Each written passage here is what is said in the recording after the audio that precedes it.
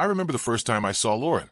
It was spring, back in high school, and the moment I laid eyes on her fiery red hair and piercing green eyes, I was hooked.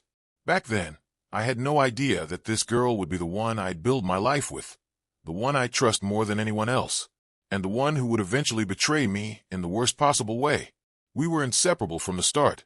Late-night drives, cheap fast food, dreams about the future. The kind of love that feels like it could never break. By 16, we weren't just friends anymore. We were partners, making promises we thought we'd never break. By the time we graduated, we were already planning our future. Marriage, family, forever. Fast forward 22 years, and here I was, a husband, a father, and a man who still loved his wife, even if she wasn't acting like the woman I fell for anymore. For the past few months, especially the last one, Lauren had been different. Distant, short-tempered, cold. At first, I thought it was just stress from work. She managed an insurance office. Dealing with people all day would drive anyone insane. But this felt different. The arguments lasted longer. The silence felt heavier. And for the first time in our marriage, I felt like I was the only one trying to hold us together. One night, after another pointless argument, I took a long shower to clear my head. I stood under the hot water, thinking about the way she had been looking at me lately. Not with love. Not even with anger. With indifference. Then I heard her words again, the ones that had been bugging me all day. "I like the way you do it." She had said it differently this time, and the way she emphasized you, it didn't sit right with me. Lauren had no one to compare me to. Or did she? I shook the thought off, dried myself, and went to bed. But that feeling, that creeping, gut-wrenching feeling, wouldn't leave me alone. The next few days passed in a fog of tension. Lauren was back to her usual irritated self, snapping at me over small things, rolling her eyes when I spoke, avoiding my touch. It was like living with a stranger. Then Friday night came. She got home late and suddenly, out of nowhere, wanted me. Desperately. As if she was trying to erase something, or someone, from her mind. And that's when I snapped. "I need you to cater to me," she said, like I was some kind of personal servant. I stared at her, feeling something in me crack. "I don't jump on command, Lauren. You can handle yourself." She glared at me. "What the hell is wrong with you?" I turned away. "What's wrong with me?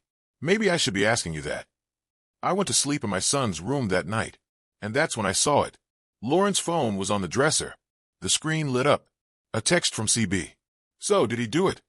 A cold wave ran through me. My stomach twisted. I could feel my heart pounding in my ears. "I like the way you do it." She wasn't talking about me. She was talking about someone else. I barely made it to the bathroom before throwing up. Lauren must have heard because she came in, rubbing my back. "Are you okay?" I wiped my mouth. "Yeah, must have eaten something bad." I didn't want her to touch me. I didn't even want her near me. But I needed proof. I wasn't the kind of guy who snooped through his wife's phone or checked her emails. We had always trusted each other. But that text, that changed everything. I didn't know her passwords, and I wasn't going to ask. If she was cheating, she wouldn't just hand me the evidence. I had to find out on my own.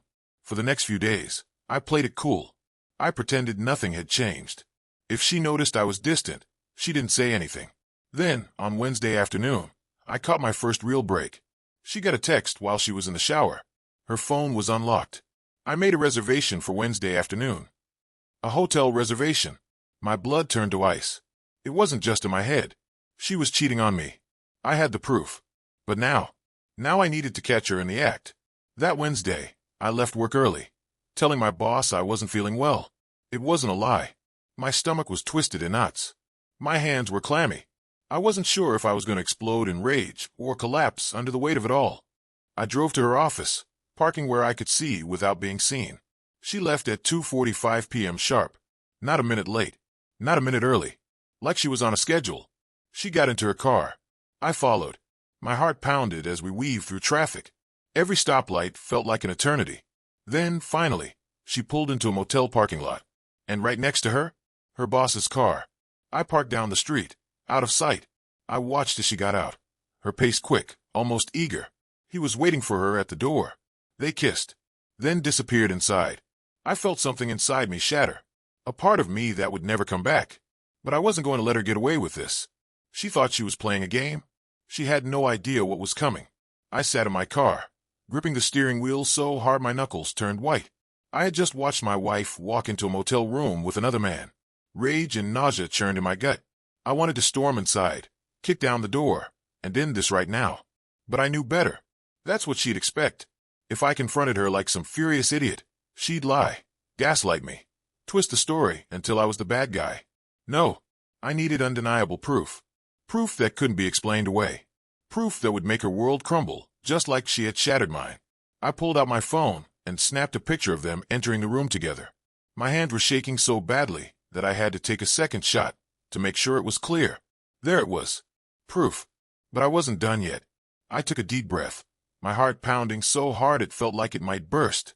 I wasn't just going to expose her. I was going to humiliate her. I spent the next day planning.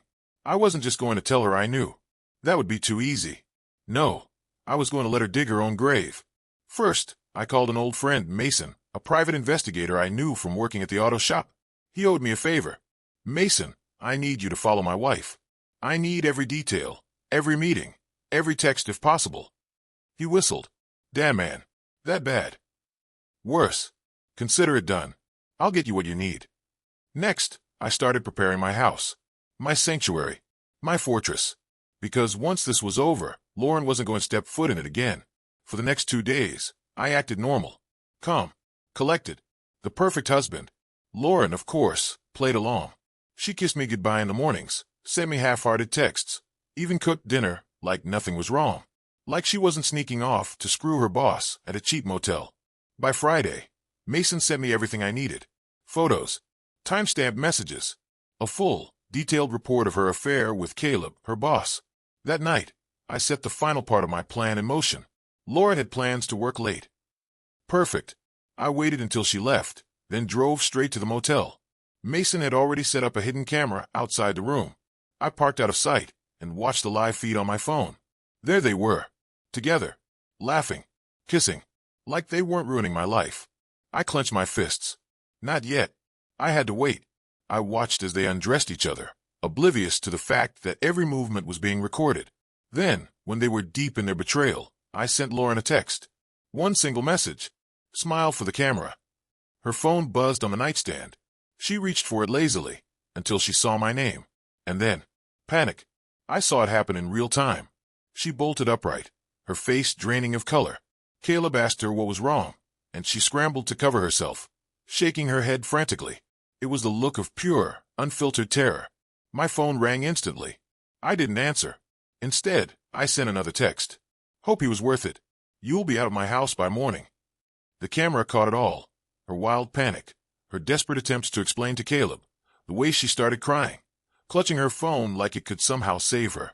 I turned off the live feed and drove home, a cold, calm satisfaction settling over me. She had no idea what was coming next. Lauren didn't come home that night. I wasn't surprised. Where was she supposed to go? Not to her parents. They lived states away. Not to one of her girlfriends. Most of them were our mutual friends, and I had a feeling she hadn't bragged about screwing her boss. And certainly not to Caleb's place, because I'd bet my last dollar that after their little moment got ruined, he wanted nothing more to do with her. But that wasn't my problem. I spent the night, making sure she'd never set foot in my house again. First, I changed every lock. Front door, garage, even the damn mailbox. If she tried to come crawling back, she was going to find herself locked out of her own life. Next, I packed her things. But not carefully. I shoved everything into trash bags, designer clothes, expensive perfumes, jewelry I'd worked my ass off to buy for her. All of it. I didn't throw her wedding ring in there, though. That little token of betrayal, that went straight into the garbage disposal. Then, for the final touch, I took out one last insurance policy. I forwarded every bit of proof Mason had collected to our entire friend circle. Our best friends, the neighbors, even her co-workers. If she thought she could spin the narrative, she was dead wrong. By morning, she showed up, pounding on the door, screaming my name. Kurt, open the damn door. We need to talk. Her voice cracked, raw and desperate. I let her bang and yell for a full 5 minutes before I opened the door. I wanted her to feel it. The silence, the rejection, the weight of what she had done. When I finally faced her, she looked like a wreck. Mascara streaked, hair a mess, last night's makeup smeared across her face. A far cry from the perfect, polished woman who walked out on me just days ago. Talk, I said, leaning against the doorframe. Go ahead, Lauren. Talk. Explain to me how screwing your boss at a motel was a one-time mistake. I'm dying to hear it. Tears welled at her eyes. It wasn't like that. Please, just let me inside. I held up a hand. Not happening. Your stuff's in trash bags on the lawn. Take it and go. She turned to look and gasped. You threw my stuff out like garbage. If the shoe fits. She clutched her chest like she'd been physically struck. I'm still your wife. You can't just. I laughed coldly. Oh, you're my wife now. That's funny, because last I checked, you were giving Caleb the same vows you gave me. You're done here, Lauren. You don't get to be in my life anymore. She started crying, loud, ugly sobs. The kind of performance that might have worked on me years ago. But not now. Not ever again. Kurt, please. I was confused. You were horny. I corrected. You weren't confused when you snuck around behind my back. You weren't confused when you lied to my face. And you sure as hell weren't confused when you spread your legs in that motel. So cut the damn act. She reached for me, but I stepped back. I made a mistake. We can fix this. I tilted my head. Fix what? My trust? My self-respect? My dignity? No, Lauren. You broke this. You burned it down. Her sobs turned into rage. You bastard. You're just throwing away everything we built together? No, sweetheart, I said with a smirk. You did that. I'm just taking out the trash. I slammed the door in her face and let her scream. Lauren didn't just leave after I slammed the door in her face. Of course not. I stood by the window, watching her pace the front yard, gripping her phone like it could save her. She was panicking. Good. She had built her whole life on lies, and now she was drowning in them. A few minutes later, she tried a new tactic. Pity. She sat on the porch steps, sobbing into her hands. It might have worked once. Years ago. But now, I felt nothing. Just a deep, settling satisfaction that I was finally free of her. Then my phone buzzed. Lauren. Calling me. I let it ring. Then came the texts. Lauren. Please, Kurt. Just talk to me. Lauren. I messed up. I know I did. But we have too much history to end like this. Lauren. I love you. Please don't throw me away. Lauren. Caleb meant nothing. He was a mistake. You and I are real. Real. Was she serious? I smirked and typed back. Me. You weren't thinking about real when you were screwing him in that motel. Delivered. Read. A minute passed. No response. Finally ran out of excuses. I turned off my phone and went about my day. I had work to do. A life to rebuild. And none of it included her. I was halfway through organizing the garage when I heard the sound of tires screeching outside. A black sedan. Expensive. Sleek. Caleb. I stepped onto the porch, arms crossed, watching as the bastard got out of his car. He looked like hell. Disheveled suit. Dark circles under his eyes. Oh, this just keeps getting better. Where is she? He demanded. I laughed. Not my problem, man. Didn't she tell you? She's homeless now. He ran a hand through his hair, looking like he wanted to punch something. You have no idea what you've done. Oh, I think I do. I shot back. You thought you could screw another man's wife and walk away clean? You're lucky I'm not the type to settle things with my fists. He exhaled sharply. Lauren told me she was leaving you. That you two were done before we even. I stepped closer. Before you what? Finished that sentence carefully. Caleb clenched his jaw, but stayed quiet. You're an idiot, I said, shaking my head. She never planned on leaving me. She just liked the thrill. The danger. And now you're stuck with the fallout. Enjoy explaining this to your wife. His face paled. Bingo. I leaned in, voice low. Yeah, I made sure she got all the evidence. Every text. Every picture. Every timestamp. You might want to check your own house, Caleb, because I think you're about to be just as single as Lauren. His breathing grew ragged. You son of a... I cut him off with a smirk. Get off my property. Caleb stood there, fists clenched, jaw tight.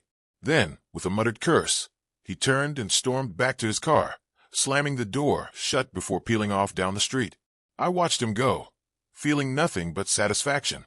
One homewrecker down. One more to go. That night, I got one last text from Lauren. Lauren, I don't have anywhere to go. Please, just let me stay for a little while. I'll sleep on the couch. I just need time. I stared at the screen for a long moment. Then I typed back. Me. You made your bed. Go lie in it. Blocked. Deleted. I turned off the light and slept like a baby for the first time in years. The next morning, I woke up to silence. No pounding on the door. No desperate texts. No pathetic voicemails. Lauren was finally gone. For good. I poured myself a coffee, stepped outside, and took in the peaceful morning air. The sun felt warmer, the sky looked clearer. Damn, freedom tasted good. But I wasn't naive. I knew this wasn't over. By noon, the texts started coming. Not from Lauren, but from everyone else. My buddy Jake. Dude, holy hell. I saw the receipts. She really did that. My sister Emily. Kurt, I'm so sorry. I always had a bad feeling about her. If you need anything, I'm here. One of Lauren's co-workers, Michelle. Kurt, she came to work today and looked like she got hit by a train. I don't think she realized you'd send the proof to everyone. I don't know whether to feel sorry for her or not. I smirked. She had no one to blame but herself. The best one, though, Caleb's wife. I had sent her everything. The pictures, the texts, the motel timestamp, the whole damn affair, wrapped up in a bow. And she did not disappoint. By mid-afternoon, Caleb was the new trending topic in town. His wife had served him divorce papers at his office, in front of his boss. She had him escorted out of the building by security. And to top it all off, she took their kids and half his bank account before he even had time to beg for mercy. Poetic justice. By the evening, I got a call from an unknown number. I already knew who it was. I answered, but I didn't speak. Kurt, please. Her voice was raw, broken. I have nothing left, she whispered. Caleb won't even talk to me. My friends won't answer my calls. My parents think I'm disgusting. I lost my job. I lost everything. I leaned back in my chair, letting the silence stretch. I wanted her to feel it. Kurt, she sobbed. I don't even know where to go. Just tell me what to do. Please. I need you. I let out a slow breath and finally spoke. You needed me? Back when? When you were in that motel room. Or when you were lying to my face every night. Or maybe when you were laughing about it with Caleb, like I was some clueless idiot. When exactly did you need me, Lauren? More sobbing. Pathetic. I can change, she whispered. I can be better. I'll do anything. Just please. Don't let me be alone. I closed my eyes for a moment, and then I said the only thing left to say. Lauren, you made your choice. Now live with it. And then I hung up. That was the last time I ever heard her voice. Over the next few months, my life only got better. I worked harder than ever, poured myself into my business, reconnected with old friends I had neglected because I was too busy trying to please a woman who never deserved me. And best of all, I started living for myself. No more walking on eggshells. No more trying to fix something that was already broken. Lauren, she vanished. No social media. No mutual friends. Just gone. Some say she moved out of state. Some say she tried to get back with Caleb, only to get rejected. I didn't care. She was nothing more than a ghost of my past now. And me, I was finally free.